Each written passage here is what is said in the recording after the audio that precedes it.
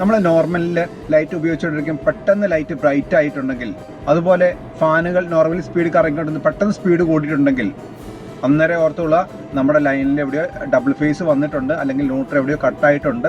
ചിലപ്പോൾ നമ്മുടെ വീട്ടിലായിരിക്കാം, അല്ലെങ്കിൽ നമ്മുടെ ഫ്ലാറ്റുകളിലായിരിക്കാം, അതല്ലെങ്കിൽ ട്രാൻസ്ഫോമറിലായിരിക്കാം, എവിടെയോ ന്യൂട്രൽ കട്ടായിട്ട് ഡബിൾ ഫേസ് വന്നിട്ടുണ്ട്. അങ്ങനെ ഉണ്ടെങ്കിൽ ആദ്യം ചെയ്യേണ്ടത് നമ്മുടെ മെയിൻ പോയി ഓഫ് ചെയ്യുക എന്നുള്ളതാണ്. എന്നിട്ട് ഒരു പ്രൊഫഷണൽ ഇലക്ട്രീഷ്യനെ കൊണ്ട് ചെക്ക് ചെയ്യുക, എന്താണ് കാരണം എന്ന് നോക്കുക. KCB ഇഷ്യൂസ് ആണെങ്കിൽ KCB വിളിച്ച് പറയുക.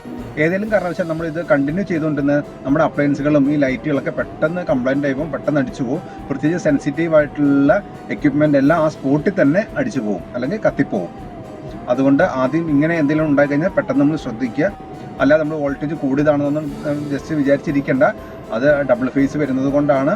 പെട്ടെന്ന് തന്നെ ഓഫ് ചെയ്തോളുക. ഞാൻ Rupesh Pathal, wire solution expert. കൂടുതൽ അറിയാൻ എന്നെ ഫോളോ ചെയ്യും.